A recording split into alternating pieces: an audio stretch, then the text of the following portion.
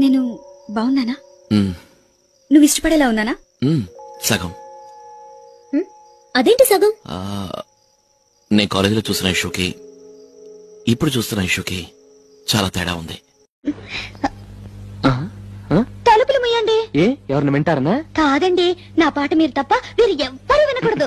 నా పాట మీకే అంకితం. ఓ ఏం కొట్టేవి నచ్చలక మూస్తానుండు. నీ పాట నాకే అంకితం. ఓకే, ఏది పాడు.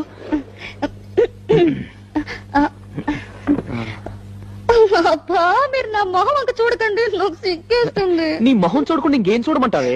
మీరు వెనక్కి తిరగండి. నా దగ్గర ఎందుకు సిగ్గు? మీరు వెనక్కి తిరుగుతాను. ఎవరూ లేని అనాథమని ప్రేమతో చేరదీసినప్పుడైనా అక్క, నీ పసుపు కుంకాలను దోచుకున్నాను, నీ మొగుడు చేత తాళి కట్టించుకున్నాను, నీ మొగుడి సొంతం చేసుకున్నాను, నీ కాపురంలో చిక్కుపోయానని నువ్వైనా చెప్పచ్చు కదే. సీత ప్లీజ్, నేను చెప్పేది విను. కట్టిన తాళికి కట్టుకున్న పెళ్ళానికి ద్రోహం చేసిన మీ మాటలు వినాల్సిన పని లేదు.